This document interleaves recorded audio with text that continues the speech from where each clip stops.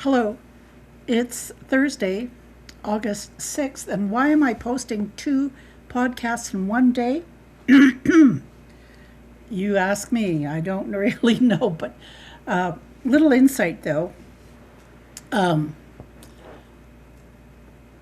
I'm a senior, and I'm always surprised at the health of younger people, like my nieces and nephews, and just the fact that by the time they're like in their 40s and 50s, they're like really aging more so than my generation or even my mother's generation. And I don't know. It amazes me. I think it's just a different type of upbringing or lifestyle. Because when I was like 5 and 6, I used to go help my father picking snares, like like we used to collect rabbits and eat them.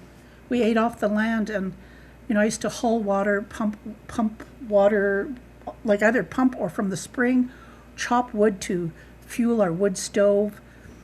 If we had to go to the bathroom, it had to be outside in an outhouse. Like, people will say, well, you were really rugged and roughing it. That was just a way of life, and that's like 50 years ago. And just those 5 decades with the amount of like my nieces and nephews and the change of lifestyle. Again, too, like the struggle, even if, like with my nieces and nephews, they haven't been in foster care, at least the one like recently since like with my brother, he his children were, but that was because of a crime he committed. But the majority of my nieces and nephews have had their families, like my brothers and sisters, to watch over them. So I think it's just a different pace of life, and again, too, even processed foods and things like that. It's amazing, just in my lifetime to see that happening. And I mean, what can we do? We try to live every day the best and the fullest that we can. Now, I'm going to play this tape that was sent to me by a friend of mine, a childhood friend, and it has to do with what's happening in Alberta. So I'll play it, and then I'll have a commentary on it, because it has to do. It's called "Large White Supremacist Meeting Shakes Residents of Alberta Town," and this is a CBC investigates. Christine Pasling, Braden Collier, and Jordan Pearson. This is their article, and I will have it read out loud, and then I'll comment on it, because this is going to be the first time I'm hearing it as well as with you. Large white supremacist meeting shakes residents of Alberta Town. RCMP aware of Second Sons Canada monitoring rise of hate-motivated crime and incidents. Christian Paslang, Brendan Coulter, Jordan Pearson, CBC News, posted August 6, 2026, 4 a.m. Eastern Daylight Time. Residents of a small town outside Calgary are shocked to learn that Canada's most prominent white supremacist group held its second annual national meeting, where masked group members participated in military-style drills at a volunteer-run community center in early July. My first reaction is, that scares me, Lou Kudiak, a Millerville area resident, told a CBC Calgary reporter.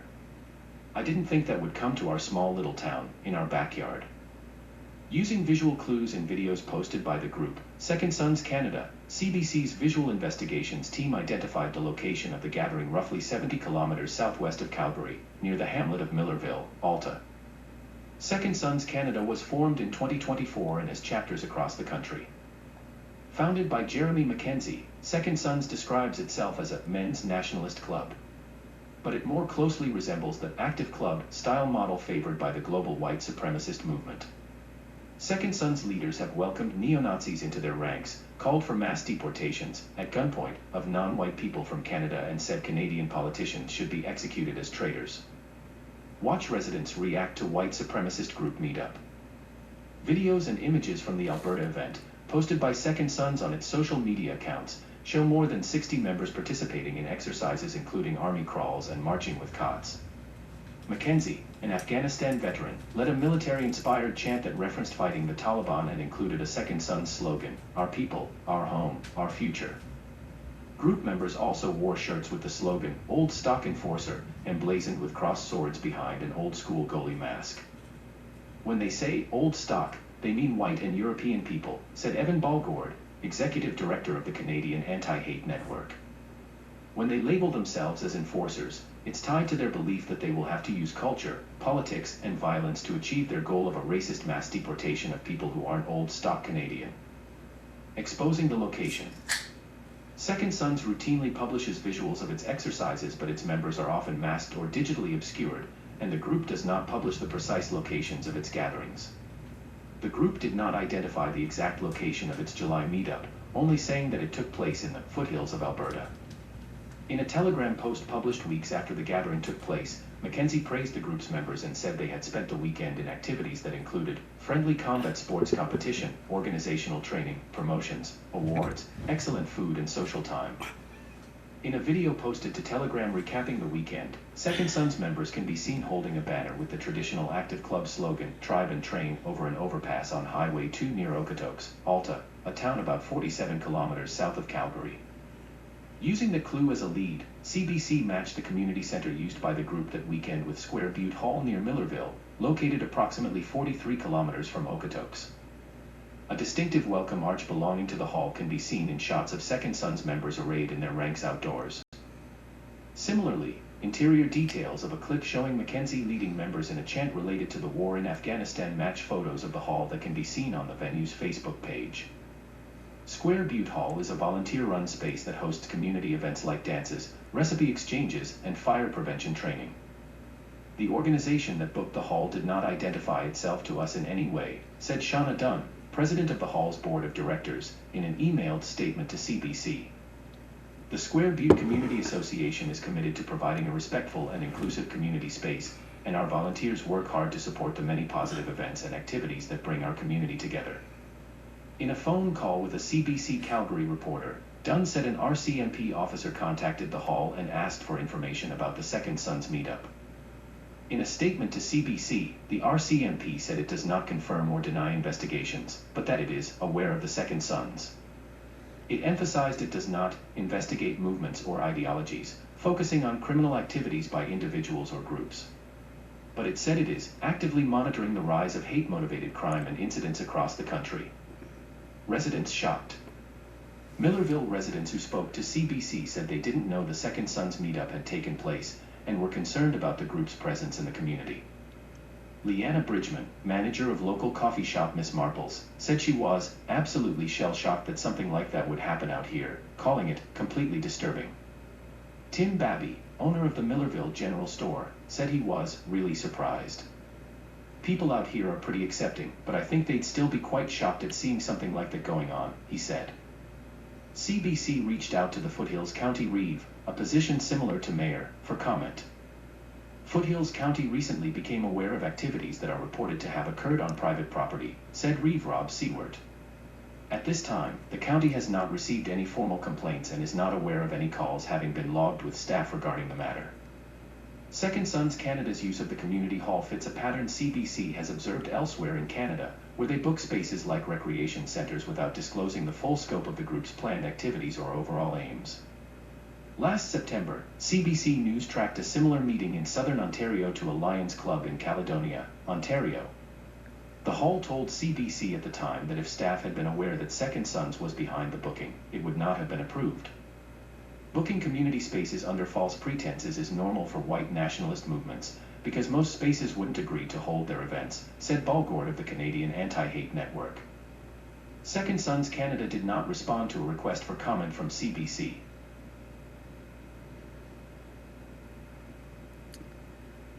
So, why was this sent to me? Again, I live only, like I've gone to Millerville.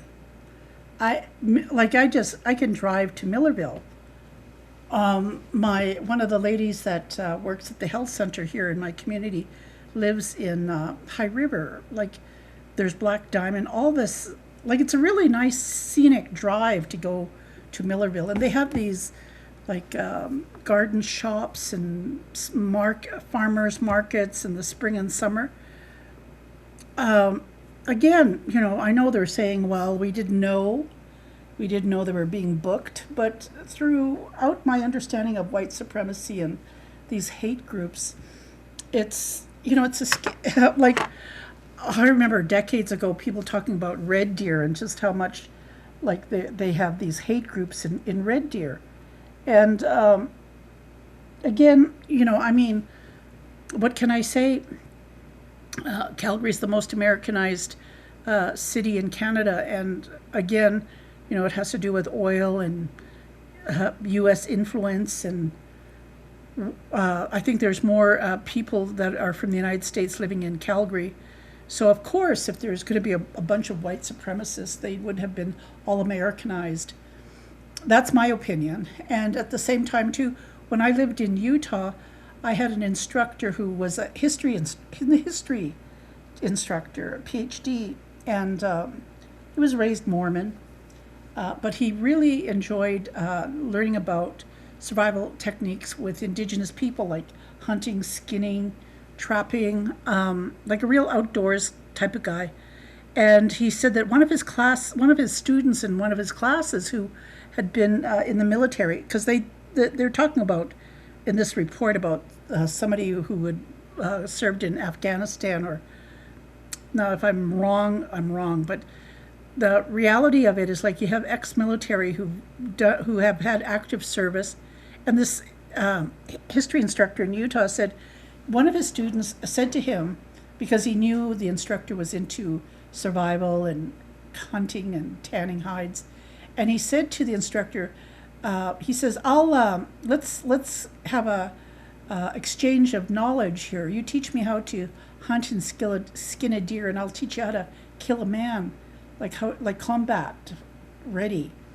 And the history instructor had said to the class, this particular student of his was associated with the white supremacy in the state of Utah. So there are fractions of people, like generations after generations of white supremacists who teach and enlist in the military and still recruit and indoctrinate. Again, we're talking about cults. So, it's not surprising in the sense for me, but I know the residents of Millerville and other people, because it's a quiet town, a quiet community, like they have rodeos and like they do gardening, and like they live off the land, and it's a beautiful countryside. So it amazes me, and I guess that one of the reasons why this was sent to me to read was because it's so close to my place, so close to my community, and yet my community, we're 24/7. We have people from all around the area, because we're right at the city limits of over 1 million people, and we've had, like, people. I think we had somebody was arrested just last week for drug trafficking in our community. So of course, for me, anytime I see someone parked in certain places in my community, I'll take their driver's license down and report it to the tribal police. It's something that we're well aware of, and again, too, a lot of times I think we don't really get the gist of it until, like, if we're all alone and we sort of sense it. Like I said, for me as an Indigenous elder, and even with my late mother, I never would allow her to, and I know it sounds like I'm really possessive and controlling, but it was for her own protection. But she never did want to go on the LRT, the local transit or bus. But for me, if she did, I was with her. Just the notion that I've known how people have called down our elders, even when I was in my teens, the teenage boys calling down Sutuna elderly men, at 7-Elevens, and, just the whole notion growing up my whole life being called a wagon burner, squaw, savage. It's, you learn to either, take the first punch and then deal with it. White supremacy and this whole notion of military tactics is the reality of what's being taught out there. I know when Daniel Smith tells the chiefs of Treaty 7 to check themselves, and even claiming that if there's any kind of protest, that they will arrest the chiefs of Alberta. So what does it mean for all these white supremacists? Not only that, too, but you have Daniel Smith just this past 24 hours talking about the East Indian students who are protesting in Calgary because they're denied they're denied further education, and she says, "Well, you've been educated, now leave," type of attitude. So the reality of it is like there's so much hate crime or hate speech for people of color that, and again, too, people of color. For what I'm saying is like we need to be more conscious of how we're pitted against each other, and that it's best to, come together and say no. The systemic racism isn't just towards Indigenous people or East Indian people or people from Africa or China or the Caribbean, wherever people immigrate from. Sometimes if you have a religion, you have more freedom than Indigenous people, but at the same time too, I don't understand. Well, I shouldn't say I don't understand. Hate is hate. I cannot comprehend why someone would want to kill somebody only because they believe that the way we think or speak or say anything is hurting them. Most of what I try to talk about in terms of just hate, I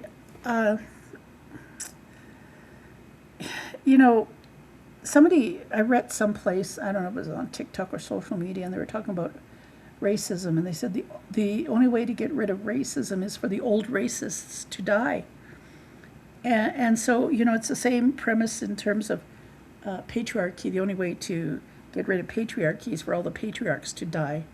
Patriotism, not patriotism, patriarchs, like male dominance. So I don't know. The result is always like, okay, somebody dies out and something new comes into play. But for me, we're born into this, and again, it's like recruiting, like trafficking. The majority of people who traffic, groom, are women doing this to children, and so like with white supremacy, it's probably the same statistics with females educating their sons. I know it's white fragility and the like the lack of understanding, like that their culture isn't like the main culture. There's so much diversity in humans, even amongst white people. So with that, it amazes me. But yet it shouldn't. Like that's the reality of it, is like when people want something, they'll go to any lengths to get it.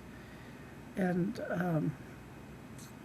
no, that's I like I said, it was sent to me. I thought I'll make a comment on it, and like it's all over, like in Vancouver, different parts of Canada. These white supremacist groups pop up, and they're always the underlying current of militia or people with guns. And in Canada, we're not like the United States where it's like we have to carry guns. Really, when I lived in the United States, I had roommates. I did not know all the time that they had a pistol under their driver's seat. I didn't know that until years later, and she says, "No, I have a pistol under my seat." Especially when you're coming from the United States into Canada, you got to declare your weapons. I was traveling with a fellow, actually, when I say I've hardly ever traveled with white men, well, I did travel with this one white man, but I was traveling with his mother, and he was like 33. And when we came to the border, they asked him if he had a weapon, and he says, because he's a former FBI, he said, yeah, he did. It's always surprising to me how casual and how people just accept like a gun, a firearm, a pistol. I've seen the damage a bullet can do to a living animal. Because, like I said, I've lived off the land and like to eat, like to hunt deer and moose and elk. I've seen what bullets can do. I cannot even equate killing something with a gun without eating it.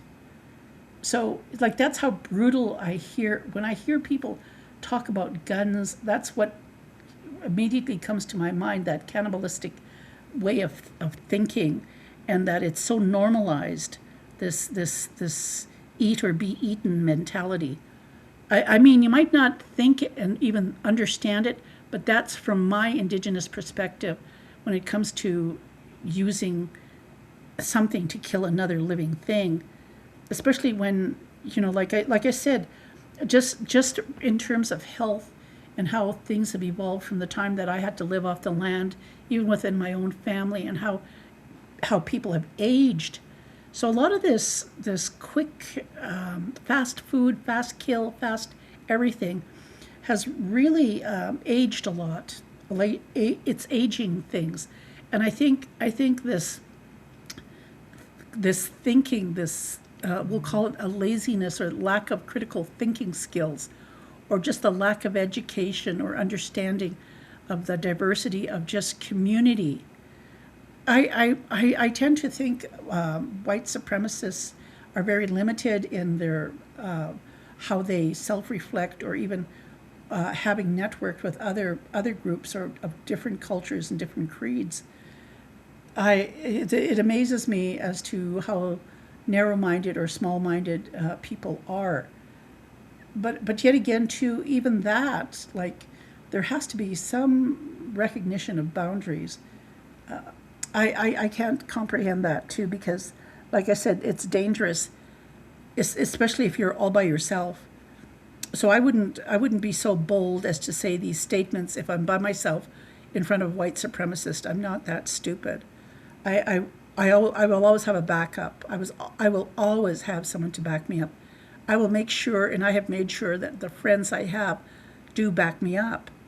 Like I said, in the early 70s, when they used to have in the city police and all the politicians or whatever, municipals, different sections of communities, they would make sure that Indigenous people or minorities would not congregate into one. Now, Calgary is so multicultural that, like, in the northeast section of the city, there's more minorities. Years ago in the 70s, the white people in Calgary did not want to have minorities all in one ghetto or community.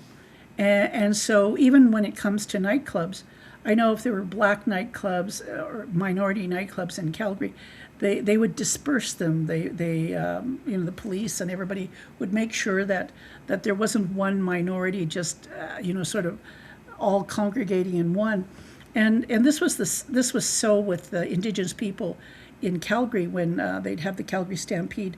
There were a couple of bars where it was just Indigenous, just hundreds of Indigenous people. And so my cousins and I were there, and I had my old car, and of course, real Indian car, everybody packed into it. And we went into it was like a place where you drink and dance. And we go downstairs, there was just hundreds of people dancing. And it was time to go home, and we were coming out, and I had a couple of cases of beer. We put them into the car. And I had my younger brother and his friend Brad.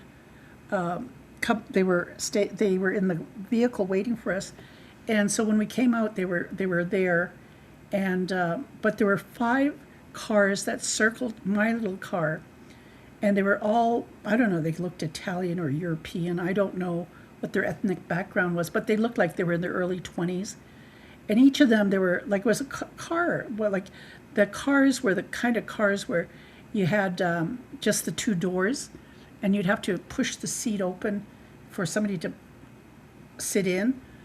And so there were, like, I know each of those cars had at least 5 men and 1 girl in the back. Each of the cars had a female in the back seat, like sitting in the middle of the 2 guys. And they when we came out into the car, they started catcalling us, calling us down, squaw, everything. And one of my cousins, like my cousins were short, petite women, like 5'2" and maybe, 100 pounds. Like they were tiny women. And these guys were like 5'3", maybe, like they were big men, like they looked like they were jocks or football players. And they got out and my cousins, were standing their grounds, and I could just see my cousin taking her fist and thrusting it upward, trying to hit the guy's jaw or face, and the guy just would just retaliate and just punch my cousin in the face, and she'd go falling on the ground, and she'd jump back up. And one of the cousins, like the sister, she had these high heels on. Like again, we're night clubbing. We're not dressed in blue jeans and ready for a brawl. We were my cousins had lipsticks and earrings, and we're all gussied up, and well, I'm saying gussied like as if we're ranchers, cowboys. And anyway, it was becoming a massacre. I yelled to my younger brother and his friend, "Go get help!" Even though they couldn't go into the bar, at least they could run there and yell for somebody to go in and get help. And within a couple of minutes, maybe 10 minutes, a whole bunch of Indigenous men came and just started helping us. Because understand this, there were just 5 of us women. We were in our early 20s as well, fighting like these 15 white men. And as they were getting back in their cars, I said, you've got white girls in the back, like have them come out and fight us. What's the matter? You men are fighting us women. Let's have it equal here. Let's do girl on girl. Come on then. You want to fight? You want to beat us up? And this one white guy came after me, and he started kicking at me, and I jumped back, and this Blackfoot guy came and rescued me, and that white guy just took him to the ground and started pulverizing him. And I thought, oh my goodness, he came here to rescue me. And so I grabbed that white guy's hair, and I just pushed down, squatting over his head, grabbing his hair, bouncing up and down while he's trying to beat up this guy. And he's trying to get away, like the Blackfoot guy crawled out from underneath, and I'm still holding on to that white guy. Because what the hell? He's trying to beat me up, and this other guy comes in to rescue me. Like I said, I always ask for backup, even if it's for women and men, because like when shit hits the fan and somebody's going to kill you or beat the crap out of you, you want somebody to be there to back you up. I mean, when I talk about matriarchy, and when I'm saying, we had to fight, and the thing about it is, it was always the point. It was always pointed in systemic racism. When you have people, white supremacists, are going to fight you, you make them fight first. You make them hit the first punch, because once they do that, then you can fight back in self-defense. So that's what we did. That's how we've always handled white supremacists. But what can I say? Very what's the word when men hit women? Very cowardly people, because again, if you have nothing to hide, then why didn't you tell those community people who are renting you the hall who you were? Like, when you hide your shit, that does not make you a man. That does not make you like an honorable man or woman. So for me, like I said, growing up in the city of Calgary and having white people just not wanting to have minorities grouped together, again, become a white fragility, or just the fact that they just think like, oh, you don't have any rights. It completely amazes me, because here's my cousin, like when everybody came out and started helping us, those white boys started getting into their cars, and my one cousin just went in to punch.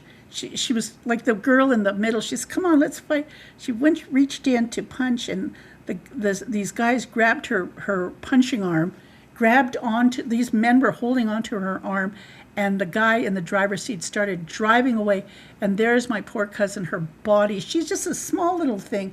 Her body was just hitting across that car, the side of the car as they're driving away with her.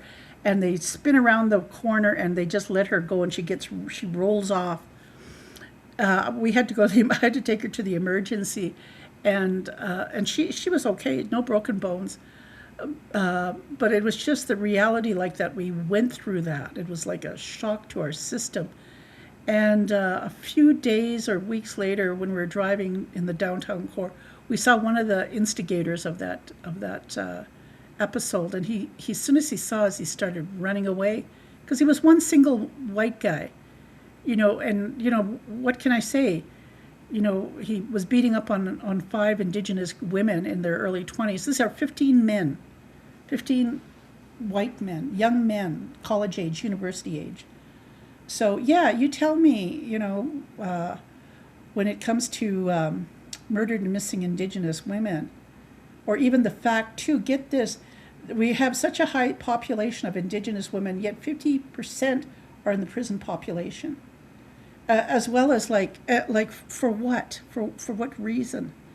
As well as understand this too, and I didn't know this, but a lot of this pretendianism, especially in the jails when they say there are over 50% that are Indigenous.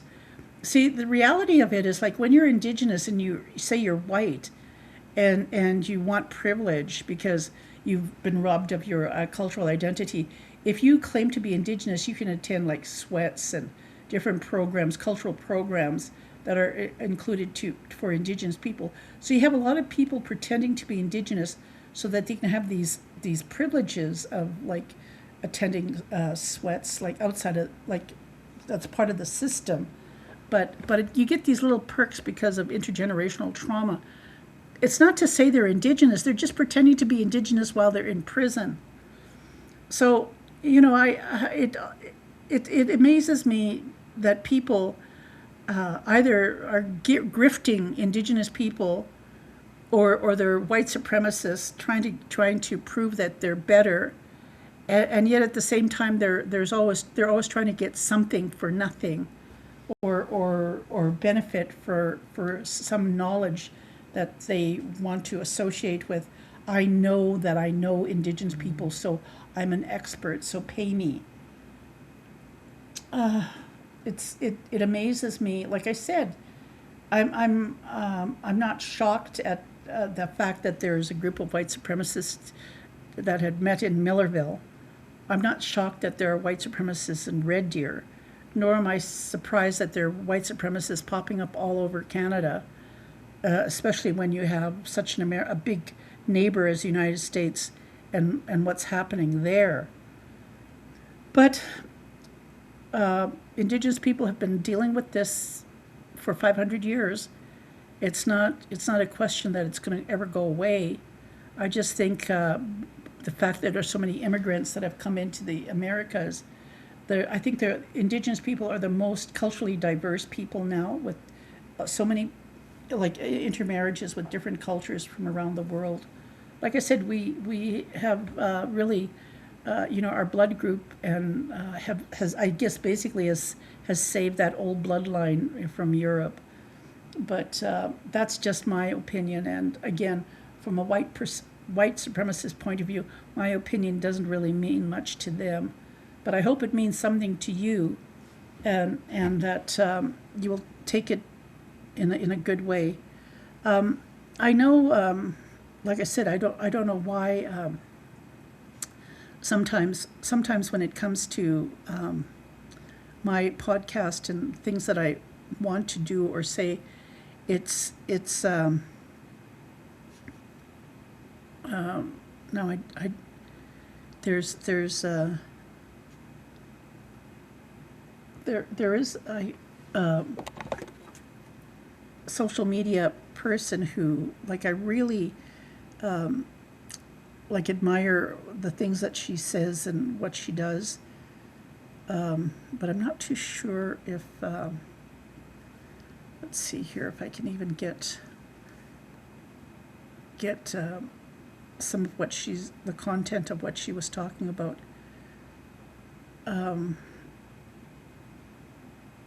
If I can find the one that she does such a good education in Indigenous cultures and Indigenous ways of knowing that I quote her quite a bit.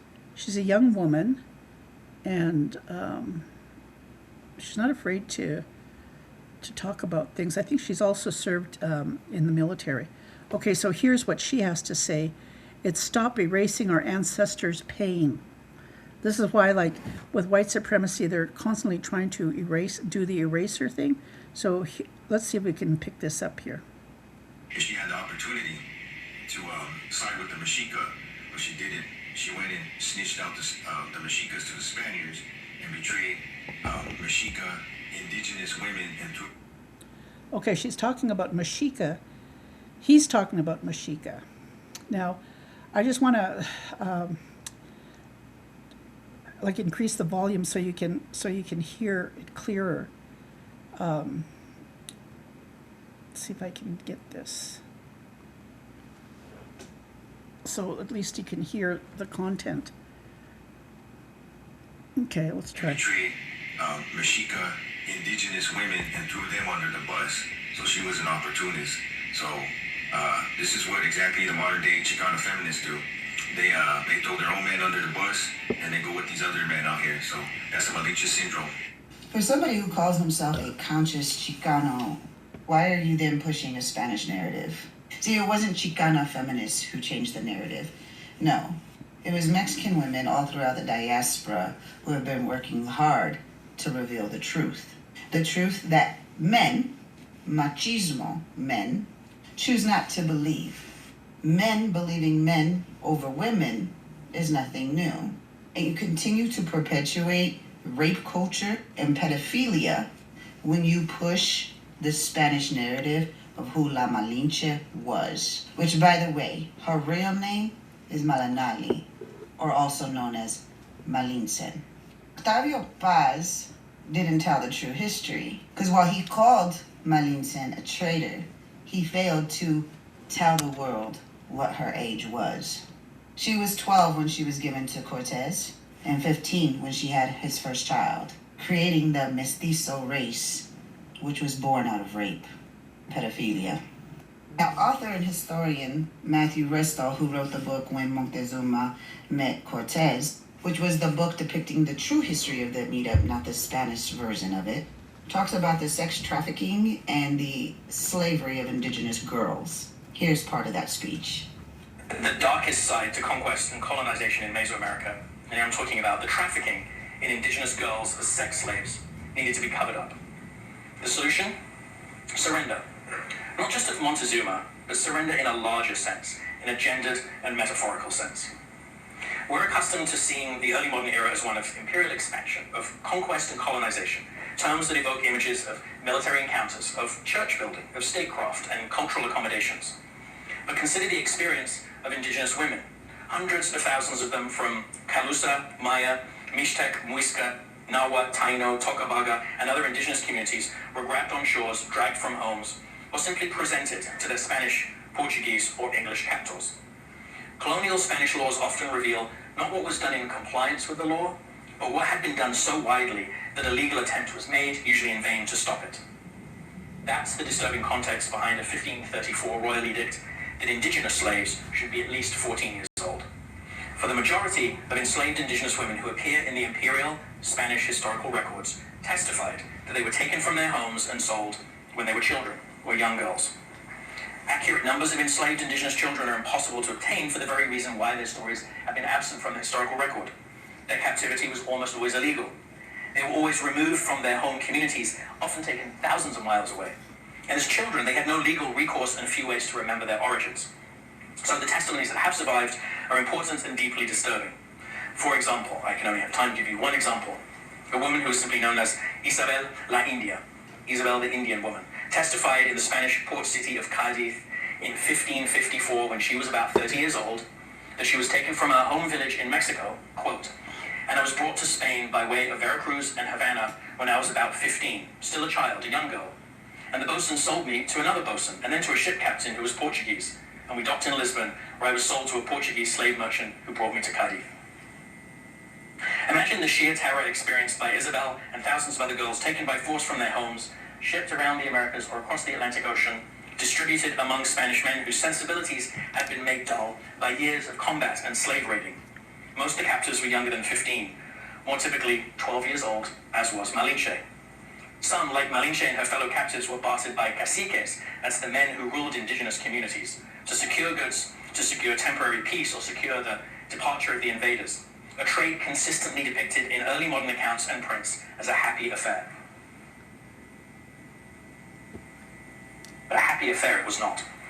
This was a multi-layered international system of deception that condemned children to years of abuse, leading to an adulthood of slavery. The Annals of Tlatelolco, written in Nahuatl, noted that at the fall of Tenochtitlan in 1521, quote, some women escaped from being seized and made sex slaves, that's my phrase, quote, by putting mud on their faces and dressing in rags. Well, Malinche had no such option. Just 12 years old, she had to survive as best she could, even if that meant giving birth to her rapist's child when she was 14, and then seeing that child taken from her and sent to Spain while she was married off to a man chosen for her by her rapist. That this story was rewritten as a romance in the 19th century, and her role then judged as being traitorous in the 20th century, surely only adds to the indignity and violence that she endured in her short life. How awful the concept is of presenting all of that as a romance. Seeing through the mythologized Malinche to the enslaved girl of the 1520s helps us to rescue from the erased past the other 19 girls transferred to conquistadors, as well as the thousands of others who suffered similar fates. If Chicana women aren't fucking with Chicano men, it's because Chicano men can't let go of their machismo or their egos. Have a day. What is the Malinche syndrome? So, like that's, it, I enjoyed listening to her because when she's talking about Chicano men, you use the parallel with Indigenous men, and just the whole attitude of like the trafficking, like taking the girls like into residential schools, trafficking them. Like even right now, the average age for children in foster homes, Indigenous, is 14 years old.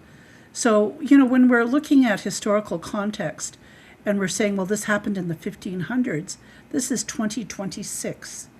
When we have white supremacists who, you know, think and believe a certain way, they're perpetuating this erasure culture of exactly what's been happening in terms of trafficking.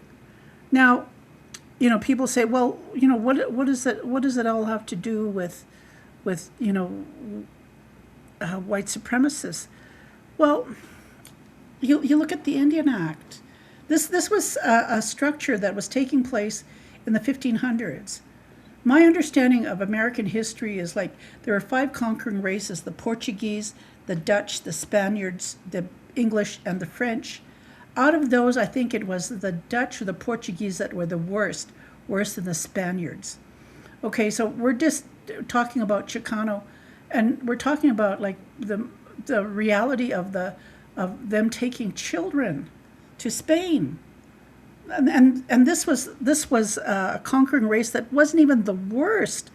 The Dutch and the Portuguese were worse than the Spaniards, then the English, and then the French. So even you look at colonized Canada, and you look at the whole notion of like slavery. Why do you think they did industrial schools? You know, they were making slaves out of Indigenous children by educating them how to be ranchers and farmers, not for their own gain, because they were considered guardians of Canada. Canada was looking after our trust fund. They were guardians, and they wanted to make sure that they had slave labor. And so they created these schools to make sure that we were good slaves. And then because they were afraid that these boys who were going to get educated in these industrial schools were going to come back to the reserves and marry and be converted back to savages, it was like, no, all our work to have cheap labor is going to be for naught. And so, of course, they considered Indigenous people as nothing but slaves. I mean, you even look at Indigenous women like my mother, my grandmother. What kind of work did they do? They were farmers, like maids for farmers, housekeepers. The same with the Chicano, the Chicana. Everything that has to do with minorities and indigenous people in terms of trafficking, making sure that the male diaspora, well, whatever you call it, the whole facade of supremacy was in place, and that women were just, like nothing, and what they had to endure. So that's why, as a Indigenous woman, when I talk about my mother, I talk about my aunts and my aunties, and for me, when I hear and I see something just in the pitch of a voice, just in the how English is spoken, I will confront it. And I'd have my mom and my aunties say, "Don't say anything." Like they wanted to fawn. They were fawning. See, that's part of it too, is this fawning, this grooming, not to say anything when you're in Indian residential school because you don't want to be punished. I know when I was in Indian residential school, I just slept there. We were bussed into the system in the town of Portage La Prairie. The whole fawning part of it too is like it was like don't say anything, don't challenge anything, because you can get punished. I belonged to a glee club, and we had to have our skirts an inch below our knee, and I wanted it at my knee level, and I had to get permission. So I got permission from the head administrator and the vice administrator. The administrator's wife was the one who was taking our measurements, and when I said, well, I got permission, because that was the protocol that was given to me as a child. I was 16 years old, 15, 16 years old, just following the instructions of how I wanted to get my skirt tailored. Like, how dare I? She slapped me in the face, and she put me on punishment for the rest of the year. And I couldn't go traveling with the glee club that I'd practiced with. The psychological abuse that I received, like, understand this, I had already been going to white schools. I'd already been with white kids and white teachers. The fact that I could stand up to a white administrator, and the fact that my parents had said to me and taught me, like, all these poverty in India and South America, and just how poor the world was and how populated it was. So when I had somebody trying to tell me like that I didn't have any rights to express myself, that's why for me, narrative is so important. Especially if you've been in Indian residential school. Even though I didn't have my education there, I was bussed in. But it was the fact that I had been already socialized around white people, as opposed to the majority of the population of the other Indigenous kids that I was with, who had never been around white people. And for me, no, I did not. I would not fawn. Would not. I just couldn't. It was impossible for me to do that. Again, like I said in the previous podcast, I had uncles who didn't know how to treat a girl, and maybe rightfully so, because I just didn't have that fear, like I wasn't socialized that way, and I'm grateful that I had uncles who stood up and talked, that weren't afraid to talk. So, I don't know, when I talk about just the historical context of human trafficking and the nature of people wanting to keep people in their place, that's why when I hear talk about white supremacy and how you have the white fragility of wanting to keep minorities in place, like I said, the denial of the genocide and the repercussions of England, like I said, Portuguese, Dutch, Spanish, English, and the French. Now, even with the French, even though they weren't as bad as the other 4 colonizing countries, the French in themselves too, a lot of the result of children, the children from French fathers, Scottish fathers, white settlers, farmers, fur traders, the majority of it was like rape culture. So this whole rape culture in terms of like how to live. The saving grace, I think, with the French people, even though today in Quebec, or like they really do not like Indigenous people, but yet the history though is that if the French first fur traders were going to even survive in the trading company of the Hudson's Bay or trapping, they would have had to have adapted to the Indigenous ways of living with their Indigenous wives. So that's why they learned how to live as Indigenous people, and that's why they call them Métis. Okay, which the United States doesn't recognize that. Again, the United States was basically what Spanish and English colonizers. Which again, in South America, there's Dutch and Portuguese. So take it for what it is. The reality of the history and the context of how human trafficking, or the legacy of human trafficking, is covered up and disguised by law, by British law, called the Indian Act, which was basically to keep Indigenous people as slaves. And even too, like when they first brought slaves over, when the Indigenous people ran away, they ran away into other Indigenous communities and were able to hide.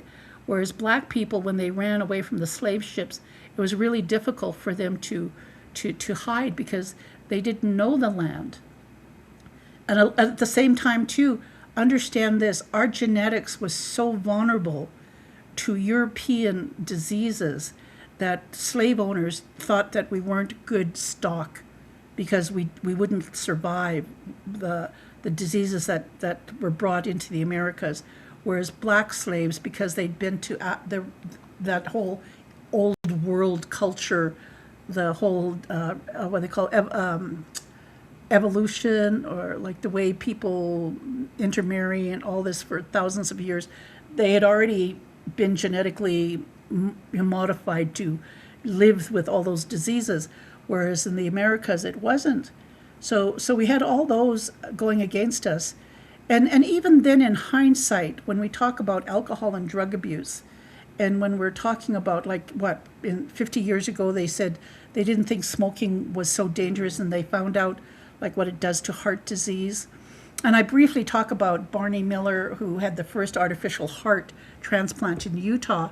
When he died and they did the autopsy, it wasn't the artificial heart that was dying, it was the organs around the heart that had been slowly dying because of the cigarette smoke, the carcinogens that had been in the bloodstream. Also, too, one of the fellows that had open heart surgery when in recovery, his next door neighbor was an elderly man who had smoked most of his life, and they had tried to do the bypass and establish blood vessels attached to the heart, like a triple bypass, and they had to talk to his children. And here's this fellow relating to, he says, yes, I was in recovery and I heard the doctor talking to this man's children and saying, his adult children saying, we can't do anything. All the smoking that had happened with this man and his heart, when we tried to attach blood vessels to the heart, they would disintegrate. Every blood vessel that we tried would disintegrate. We cannot do anything. So they had to let them know that they had to let this man pass away because the blood vessels, or even around the heart, weren't they were so fragile that they would disintegrate when trying to be sutured. Like all this that they didn't understand about the causes of tobacco, cigarette smoking. So when I talk about like carcinogens and the heart, and that all of a sudden like they had to put labels on cigarettes that it's bad for you. So this is the same premise that's following with alcohol and alcohol abuse. They're finding out the things that are happening, especially in the aging process, and just what it does to the human brain. Like even like what if you drink maybe 3 or 4 glasses of alcohol a week, like throughout your lifetime, it takes at least a year of not drinking for your brain to totally detox from the chemical. And again, too, as you're aging, the hippocampus, the wall between the right and the left hemisphere, the structure of that boundary weakens, just like the blood vessels when you're having cigarettes. This that lining or that barrier is weakened from alcohol use. So many things that are happening right now in terms of what like is not is not good for the human body.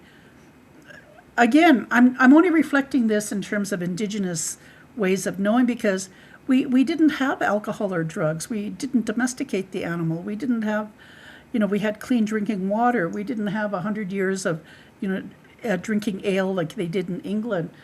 All these social constructs and diseases that they brought off over to the Americas.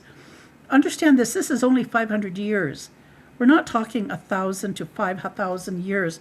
We're talking just, half of that, like 500 years, even 100, like the Americas, the United States is 250 years old. This whole trafficking, that's 500 years. Even the mentality of keeping that construct in place just for slavery, for cheap labor, the whole notion to keep certain classes of people to be cheap labor. These things are all part of this whole construct of industrial school, Indian residential school, the Indian Act, keeping us under this law. It's like a slavery law, and how we struggle just to get one law changed. Like I said, the one of grandmothering or getting people on the general Indigenous list in Ottawa, that's still going before Parliament to change, as well as having sovereignty over the rights of our children. It's just happening now in 2026. So when you have white fragility and you have systemic racism and you have a group of people who claim to be more intelligent, more superior, from what standpoint? From a standpoint of 500 years, or from a standpoint of 10,000 or 20,000 years? The actual properties of why Indigenous people died off so much, like the first 100 years. The first 100 years, they killed 5 generations of children. They tried so hard to enslave us, but because the majority of the people who were trading carried these diseases and killed us, so we weren't good slaves.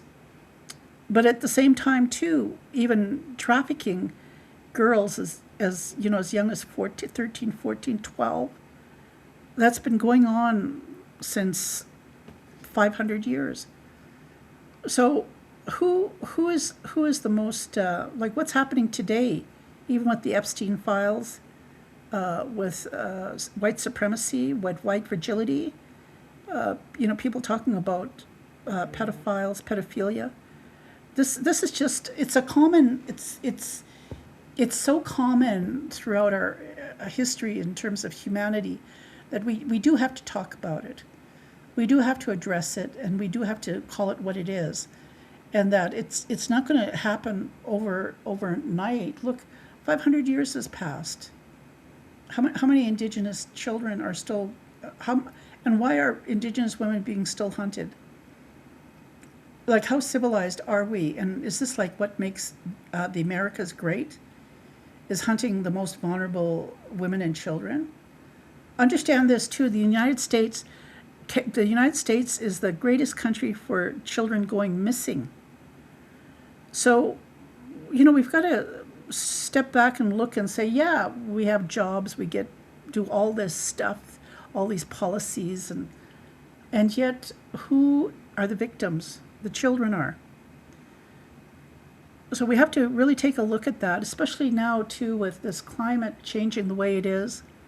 What they said, the last El Nino was 150 years ago that killed 50 million people. And that like this El Nino that's coming up is just the beginning. So, we have to really take a look at how we're looking after our women and children. because it's an analogy of how we look after Mother Earth and all the living things on Earth. You know, like look at the dinosaurs. They lived how many millions of years, and we've only been here just seconds on the human evolutionary scale. Like, the Earth will take care of itself. Mother Earth will always be here. And whatever form we take, whatever incarnation we evolve to in this on this planet, I think the great mystery is a whole part of it. And the more that we are in denial of this connection that we have, the connection we have with every human being, and I think more so with women in the sense of how we choose to live our lives in terms of who we choose to have children with. This connection, this interconnection with energies and just healing properties. Sometimes it takes a great change for people to evolve. And just look at the Vietnam War and all those thousands of men who came back who were changed for the rest of their lives. I'm not saying that that's the answer, to have war and have people change that way. We don't need to go to that extent. But the reality of it is that as our children are being terrorized, murdered, every second of the day in this planet, that we have to understand what is it that we're holding on to. I'm an elder. I've lived so long in this protected space, and I continue to try and live longer, even though all around me people are abusing the way of life, not looking after their health, not understanding the way their central nervous system needs to be balanced, what mental health is. Far from our saving graces in what we do and how we understand things, but we really have to question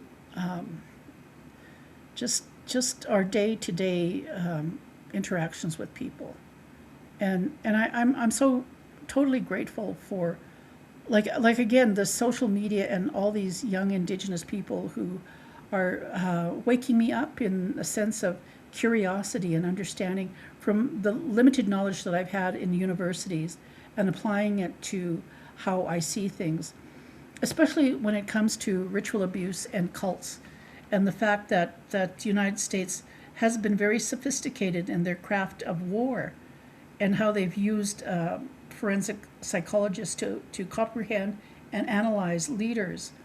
And it's the same thing here in our communities when we have we have millionaires, we have these $1 million oil companies and people financing white supremacists and separatist movements, when we realize, like, oh my goodness, these oil companies are hiring educated forensic people to have analysis of our leaders, our Indigenous leaders, or people who aren't even Indigenous, who could be minorities running for politics in Alberta. The underlying root of all of it is the psychology of educated people being paid to give advice to people who want to control other people. And that's not what it's supposed to be for. It's supposed to be there to help heal people. So as Indigenous people trying and doing the grassroots, like with Nietzsche Institute, like I'm just adding that on to my initial podcast and hoping that all this makes sense to somebody out there. That